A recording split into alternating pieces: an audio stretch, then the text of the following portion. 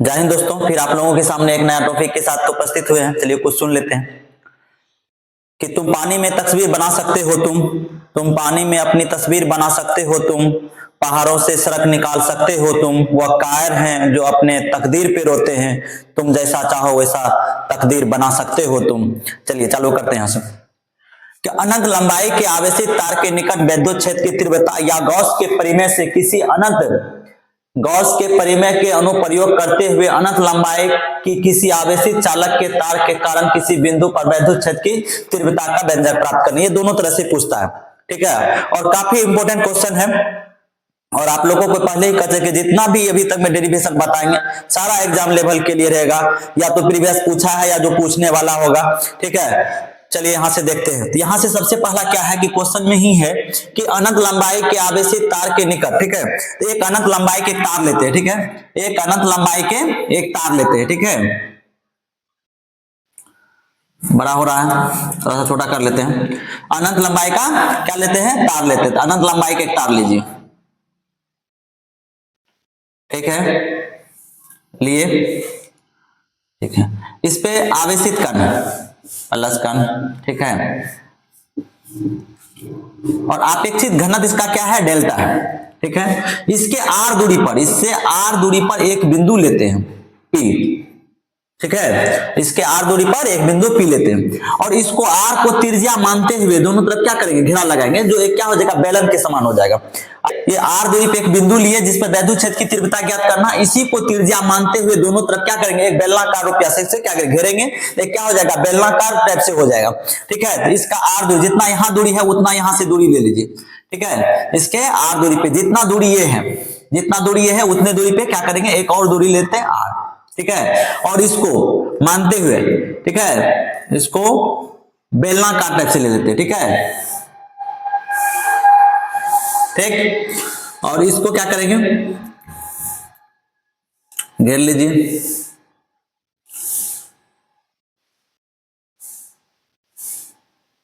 हो गया। अब देखिए बेलन के टाइप से हो गया, ठीक है, ये आप लोग को बेलन के टाइप का हो गया, ठीक है। यहां पर जिस बिंदु से लेते हैं यहां पर फल क्या हो जाएगा? डीए, और इसका वैद्युत क्षेत्र कितना हो जाएगा? ए, हो गया। इसका क्या हो जाएगा? छोटी है, छोटा एरिया है, इसका क्या हो जाएगा? डीए से सूचित करेंगे और इसका वैद्युत क्षेत्र की तीव्रता क्या हो जाएगा? ई हो जाएगा। चलिए यहां से लिखते हैं, जो लिखना है जो सब में लिखते हैं, क्या लिखेंगे? माना कि एक क्या लिए? अनंत लंबाई का एक तार लिए जिसका दूरी क्या है? एल है, जिसका लंबाई क्या है? एल है। इसके आर से, इससे आर दूरी पर एक बिंदु लिए जिसका एक बिंदु पी लिए जिसके वैद्युत क्षेत्र की तीव्रता, और धीरे ज्यादा बोल रहे हैं ना, धीरे धीरे बोलते हैं, ठीक है। देखिए कि लिखिएगा यहां से, माना कि एक अनंत लंबाई का तार लिए, आवेशित तार लिए, ठीक है, जिसका अपेक्षित घनत्व क्या है? लैम्डा है। इससे इस तार से आर दूरी पर एक बिंदु लिए, ठीक है, पी, जिसपे वैद्युत क्षेत्र की तीव्रता ज्ञात करनी है। आर को त्रिज्या मानते हुए दोनों तरफ क्या किए? एक बेलनाकार शेप में इसको क्या किए? पृष्ठ बेलनाकार रूप में इसको बनाए, ठीक है। बस यही लिखना है। चलिए यहां से लिखते हैं, ठीक है, यहां से लिखते हैं, माना कि इस पे क्या है? ई है। यहां तक हो गया। तो क्या है, क्या लिखे? और एक बार देखिए इसका लंबाई कितना है? इसका लंबाई है यहां से लेके यहां तक का लंबाई है एल, ठीक है, इसका लंबाई क्या है? एल है। आप एक चीज क्या कहते हैं? इसका क्या हो गया? वैद्युत क्या कहते हैं? रेखीय घनत्व क्या हो जाएगा? लंबाई कितना? एल है, और रेखीय घनत्व डेल्टा बराबर क्या हो जाएगा? डेल्टा बराबर जानते हैं क्यू बटे क्या होता है? एल होता है, क्यू बटे एल होता है। रेखीय आवेशित घनत्व बराबर डेल्टा, रेखीय रेखीय रेखीय आवेश घनत्व डेल्टा बराबर क्या होता है? क्यू बटे एल, ठीक है। अगर देखिए क्यू बटे एल है, अब हम इसको क्रॉस मल्टीप्लाई भी कर सकते हैं। क्रॉस करेंगे तो क्या हो जाएगा? क्रॉस करेंगे तो एल बराबर यहां पर क्या, क्रॉस करेंगे तो क्यू बराबर क्या हो जाएगा? क्यू बराबर हो जाएगा डेल्टा एल, और इसको समीकरण फर्स्ट मान लीजिए, काम है इसका, ठीक है, इसको समीकरण फर्स्ट मान लीजिए। यहां तक में कोई दिक्कत? इसको समीकरण फर्स्ट माने, यहां तक में कोई दिक्कत? चलिए आगे देखते हैं। जब डेल्टा बराबर हो जाएगा क्यू बटे एल, ठीक है, तो क्यू बराबर क्या से लिख सकते हैं इसको? डेल्टा एल, ठीक है, समीकरण फर्स्ट, ठीक है, आप देखिए वैद्युत फ्लक्स बराबर क्या पढ़े हैं, वैद्युत फ्लक्स फाई बराबर क्या पढ़े हैं, वैद्युत फ्लक्स, वैद्युत बराबर क्या पढ़े हैं, तो वैद्युत फ्लक्स बराबर पढ़े हैं फाई बराबर समाकलन E vector dot D A vector. और इसका एक चीज देखिए, इसको 11th में पढ़े होंगे अपने लोग, ठीक है, अपने लोग 11th में इसको पढ़ चुके हैं। हम जानते हैं, क्या जानते हैं, vector A dot vector B बराबर होता है ए गुना B, A cross B cos theta, ठीक है। इसी तरह से इसको क्या हो सकता है, तो फाई बराबर हो जाएगा, फाई बराबर हो जाएगा, क्या हो जाएगा, E D A cos theta. यहां एक चीज देखिए, इसका क्षेत्रफल और क्या कहते हैं, वैद्युत क्षेत्र की तीव्रता सेम दिशा में है, इसलिए थीटा बराबर क्या हो जाएगा, इसलिए थीटा बराबर क्या हो जाएगा, 0। और कोस 0 का मान कितना होता है, 1 होता है, ठीक है। तो यहां पर दे सकते हैं ई डी ए कोस 0, ठीक है, फाई ई डी ए, ठीक है, कोस 0 की जगह क्या देंगे, गुना ए, ठीक है। यहां तक में कोई दिक्कत। अब देखिए इसको देखिए, यहां पर समीकरण के सेकंड मानने से पहले इसको देख लीजिए, इसको देखिए, चूंकि यहीं पर लिख लीजिए, चूंकि यहीं पर इतना बराबर ए लिख सकते हैं, ठीक है।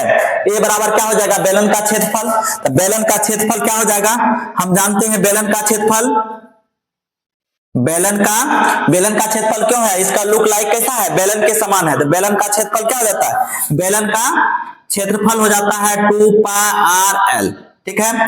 वैद्युत फ्लक्स, तो वैद्युत फ्लक्स हो गया, इसके बाद आपको क्या, गॉस परिमेय से, तो गॉस परिमेय क्या हो जाएगा, गॉस परिमेय, गॉस परिमेय क्या पढ़े, तो गॉस परिमेय के थ्योरम से, यहां पर लिखिएगा गॉस परिमेय से, गॉस परिमेय से, तो गॉस परिमेय क्या हो जाएगा, गॉस परिमेय फाई बराबर पढ़े हैं क्यू एप्सिलॉन नॉट, ठीक है। अब यहां पर से देखिए, कलम भी चेंज कर लेते हैं, यहां से सभी का वैल्यू आप रखिए समीकरण सेकंड में, तो यहां पर से देखिए इसमें रखिए, ठीक है, इसको रखिए, इसका समीकरण सेकंड लिख लीजिए, लिख लीजिए समीकरण सेकंड में, समीकरण सेकंड में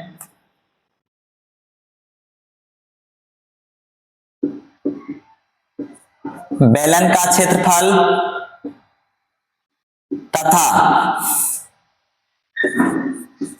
का मान रखने पर यहां देखिए समीकरण सेकंड क्या है, फाई की जगह क्या रख सकते हैं, फाई की जगह हो जाएगा क्यू बटा एप्सिलॉन नॉट। यहां पर देखिए ई को रहने दीजिए, इसका वैल्यू ए और इसका वैल्यू क्या हो जाएगा, ए बराबर 2 पाई आर, यहां पर लीजिए 2 पाई आर एल। यहां से देखिएगा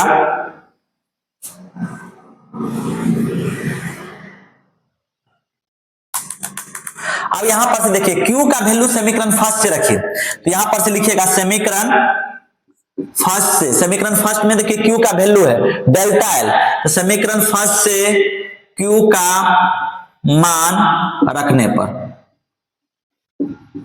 Q का वैल्यू रखेंगे तो क्या हो जाएगा, Q जगह आप क्या कर देंगे डेल्टा एल और एप्सिलॉन नॉट, यहां पर क्या देंगे ई 2 पाई आर एल।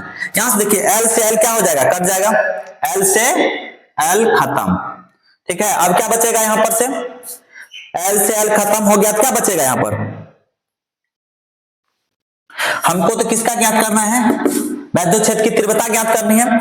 अब यहां से एल एल खत्म हो गया, हम ई को इधर रहने दीजिए, बाकी बात सभी को भेज देते हैं उधर। यहां से देखिए ई को इधर भेजिए, यहां कुछ नहीं है तो क्या है, एक है, क्रॉस मल्टीप्लाई करेंगे, तो क्रॉस मल्टीप्लाई करेंगे तो क्या हो जाएगा, तो यहां से करिए पहले इधर, तो यहां क्या हो जाएगा ई 2 पाई आर एल, एल तो कट गया, ठीक है, एल तो कट गया, क्या बचेगा ई, इसके बाद ये एप्सिलॉन नॉट इन बचेगा ई 2 पाई आर और एप्सिलॉन नॉट, ठीक है, क्रॉस गुना किए, क्रॉस इससे इससे गुना, इससे गुना किए, इसको इससे क्रॉस गुना हो गया।